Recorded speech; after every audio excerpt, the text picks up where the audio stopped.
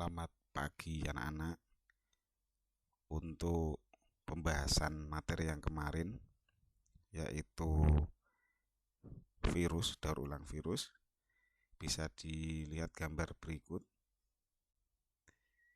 Jadi virus itu berkembang biak dengan dua cara, atau sering disebut dengan siklus litik dan lisogenik. Gambar di layar dapat dilihat bahwa baik siklus litik maupun lisogenik itu tahap awalnya itu sama, yaitu dengan tahap pelekatan, yaitu fase di mana virus melekat pada tubuh inang. Kalau di sini yang dijadikan contoh yaitu bakteri. Kemudian setelah pelekatan, tahap penetrasi. Tahap penetrasi yaitu virus memasukkan DNA-nya ke sel inang. Sel inang itu bisa makhluk hidup seperti bakteri, bisa manusia maupun hewan.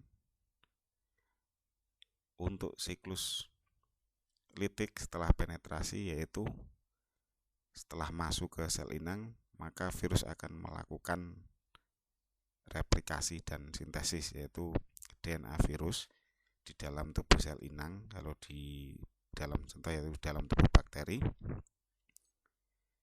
itu akan membuat komponen virus baru atau makhluk atau virus bereplikasi menjadi DNA virus bereplikasi menjadi virus baru di dalam tubuh inang. Setelah replikasi dan sintesis, maka akan diikuti tahap selanjutnya, yaitu tahap matangan. Setelah itu kemudian akan ada tahap lanjutan, yaitu namanya litik atau lisis, yaitu lepasnya partikel virus yang utuh dari sel inang.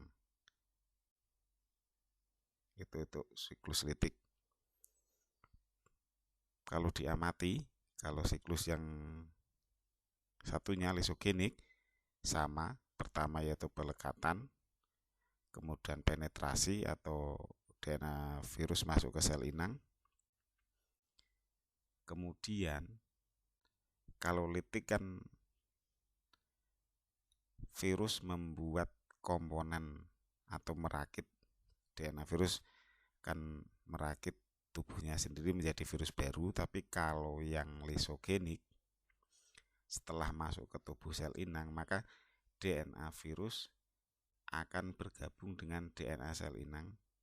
Dalam hal ini contohnya yaitu sel bakteri, sehingga akan terbentuk kromosom yang sudah disisipi oleh sel virus, yaitu akan bergabung. Setelah bergabung, kemudian akan mengadakan atau melakukan replikasi, membelah, sehingga pada tahapan selanjutnya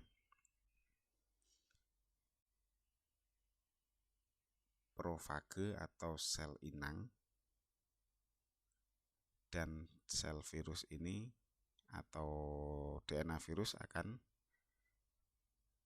tetap berkembang biak di dalam tubuh sel inang, tetapi tidak mematikan sel inang tersebut. Beda dengan yang litik.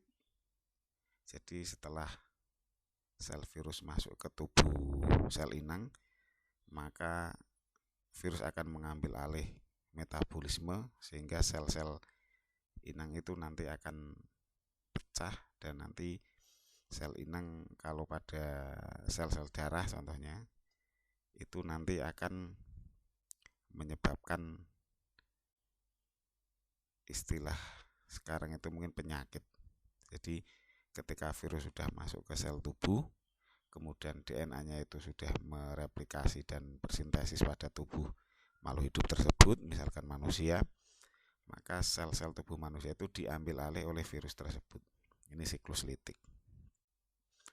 Tapi kalau lisogenik sebaliknya, setelah melekat, penetrasi justru bergabung dan mengganda.